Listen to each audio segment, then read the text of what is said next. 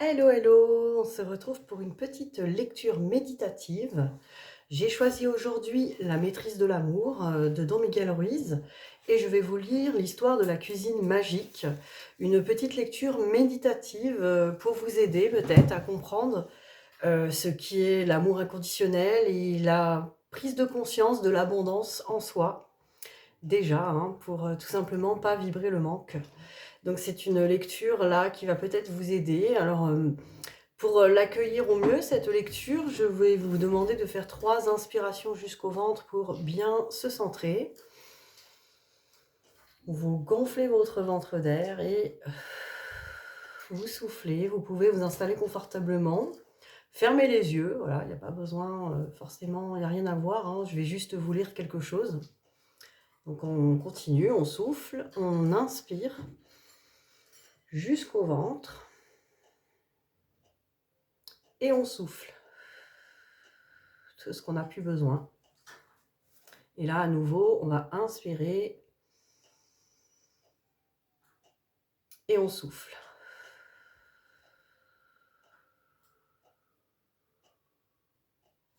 Et maintenant, vous allez pouvoir vous détendre en vous centrant sur votre chakra cœur, en écoutant peut-être cette partie-là, cette chaleur.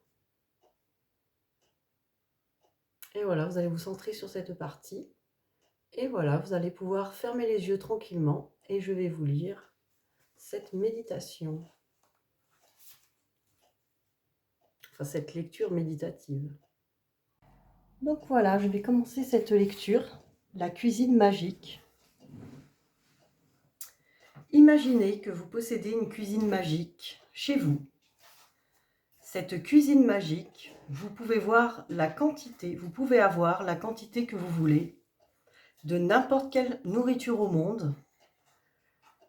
Vous ne vous inquiétez jamais de savoir quoi manger. Quoi que vous puissiez souhaiter, vous l'aurez sur votre table. Vous êtes bien sûr très généreux avec vos aliments. Vous en distribuez sans condition à chacun, sans attente de recevoir quelque chose en retour.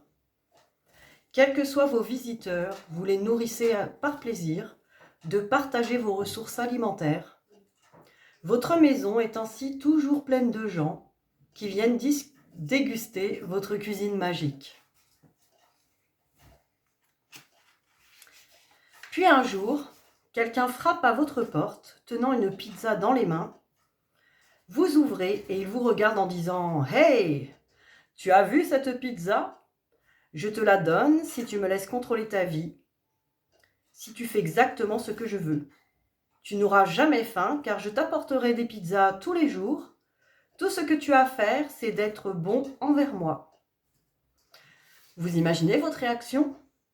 Dans votre propre cuisine, vous pouvez avoir la même pizza, voire une meilleure. Et cette personne vient chez vous et vous offre de la nourriture. Si vous faites exactement ce qu'elle veut, voilà qui vous fait éclater de rire. Vous lui répondrez « Non merci, je n'ai pas besoin de ta nourriture, j'en ai plein. Viens-toi dans ma cuisine et mange ce que tu veux.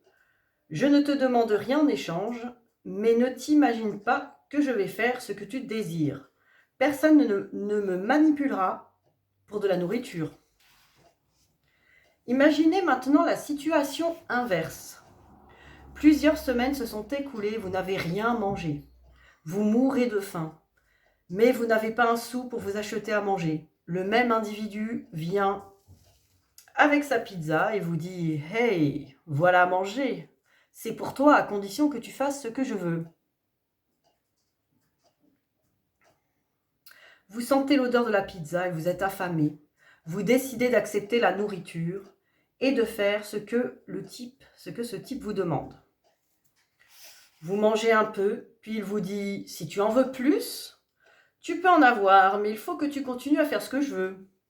Aujourd'hui, vous avez eu à manger, mais demain, peut-être pas. Alors vous acceptez de faire tout ce que vous pouvez pour assurer votre subsistance. Vous devenez alors un esclave pour de la nourriture. Vous en avez besoin puisque vous n'en avez pas vous-même. Puis au bout d'un certain temps, vous vous mettez à avoir des craintes. Vous vous dites « Que vais-je faire sans pizza ? Je ne peux pas vivre sans me nourrir. Et si mon partenaire décidait de donner la pizza à quelqu'un d'autre ? ma pizza. Imaginez maintenant que nous parlions d'amour au lieu de parler de nourriture. Votre cœur est débordant d'amour, non seulement pour vous-même, mais pour le monde entier. Vous aimez tellement que vous n'avez besoin de l'amour de personne. Vous partagez votre amour sans condition. Vous n'aimez pas si, entre guillemets. Si vous êtes millionnaire en amour, et voilà que quelqu'un frappe à votre porte et vous dit « Hey, j'ai de l'amour pour toi, je te le donne si tu fais ce que je veux. » Quelle sera votre réaction si vous êtes plein d'amour ? Vous rirez et vous lui répondrez « Merci, mais je n'ai pas besoin de ton amour, j'ai le même ici dans mon cœur, en plus grand et en mieux, et je le partage sans condition. » Mais que se passe-t-il si vous étiez totalement carencé en amour, si vous n'aviez aucun amour dans votre cœur, et que quelqu'un vous dise « Tu veux un peu d'amour ? Je te donne le mien, si tu fais ce que je veux. » Si vous ressentiez un tel manque d'amour et que vous sentiez celui de cette personne, vous feriez tout ce que vous pourriez pour l'obtenir. Seriez-vous prêt à vendre votre âme pour un peu d'attention ? Votre cœur est semblable à cette cuisine magique. Si vous l'ouvrez, vous y trouverez tout l'amour dont vous avez besoin. Il est inutile de parcourir le monde pour quémander de l'amour en disant « S'il vous plaît, aimez-moi. Je suis si seule, je ne mérite pas d'être aimée. J'ai besoin qu'on m'aime pour prouver que je suis digne d'être aimée. » Notre amour en est là, en nous, mais nous ne le voyons pas. Êtes-vous capable de voir tous les drames que les humains créent lorsqu'ils croient ne pas avoir d'amour ? Ils sont totalement carencés en amour, et lorsqu'ils en ont un avant-goût grâce à quelqu'un, cela crée en eux un besoin immense jusqu'à devenir une obsession. Puis le drame arrive. Que vais-je faire si mon partenaire me quitte ? Comment vais-je vivre sans lui ? Se demandent-ils. Ils ne peuvent vivre sans leur dealer, celui qui leur donne la dose quotidienne. Et pour ce petit brin d'amour dont ils sont affamés, ils permettent à autrui de contrôler leur vie. Ils laissent quelqu'un d'autre leur dire que faire ou ne pas faire, comment s'habiller, comment se comporter, que croire ou non. Je t'aime si tu te comportes comme ceci, je t'aime si tu me laisses contrôler ta vie, je t'aime si tu es bon envers moi, sinon oublie.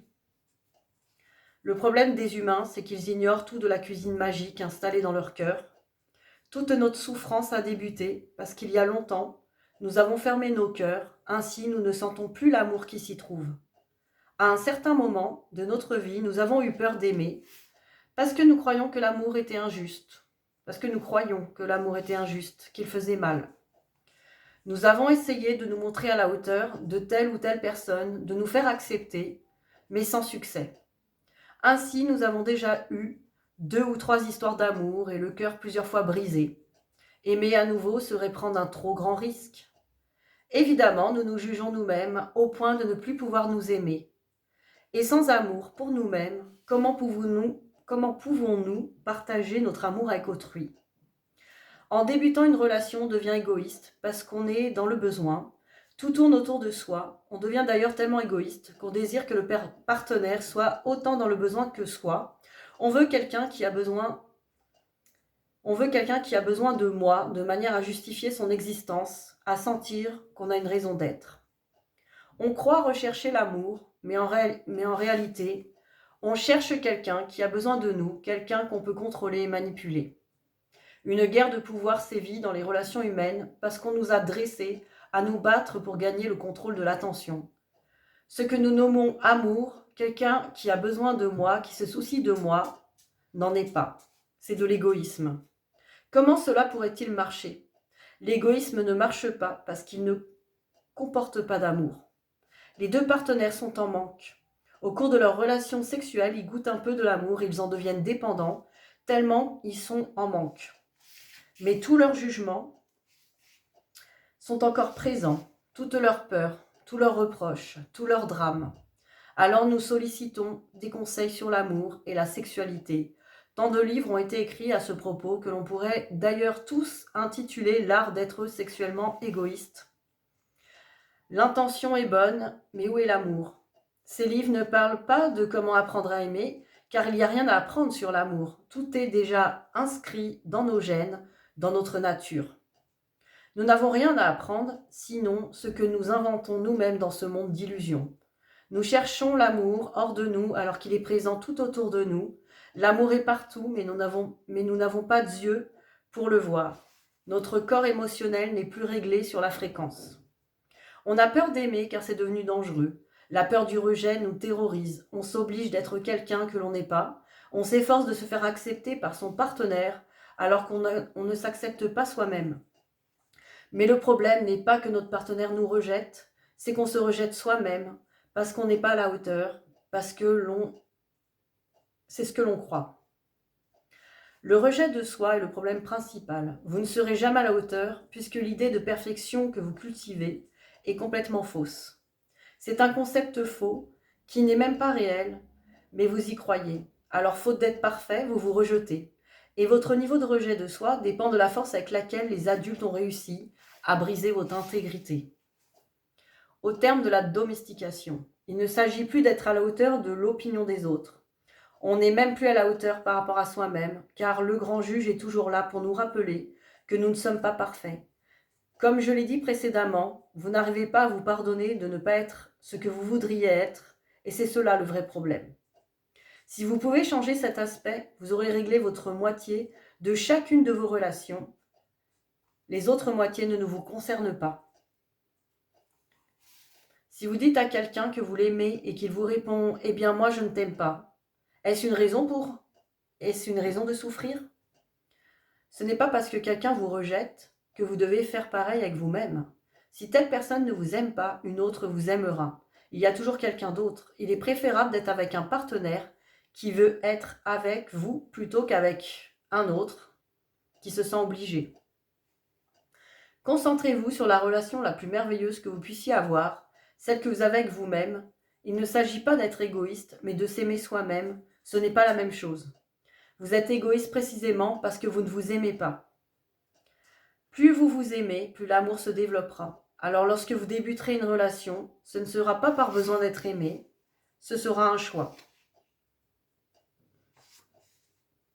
Vous pourrez choisir telle personne si vous le voulez et que vous voyez vraiment qui elle est. Lorsque vous n'avez pas besoin de son amour, vous n'avez plus à vous mentir. Vous êtes complet. Lorsque l'amour sort de vous, vous n'avez plus à en chercher de peur d'être seul. Être seul n'est plus un problème. Vous êtes heureux d'être seul et vous appréciez aussi le partage.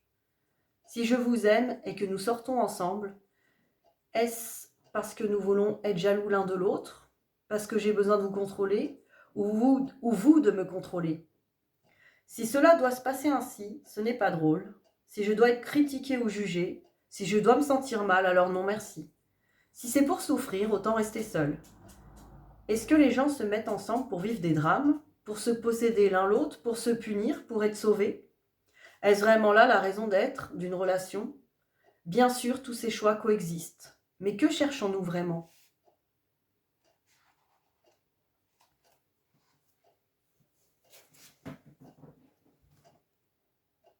Voilà, je m'arrête là pour aujourd'hui. J'espère que cela vous a plu. En tout cas, cette partie de ce livre me plaît beaucoup. Peut-être que je vous en lirai d'autres une autre fois. N'hésitez pas à me mettre en commentaire si cela vous a vraiment parlé ou inspiré, ou en tout cas relaxé. Merci et bon dimanche à vous. Bisous bisous.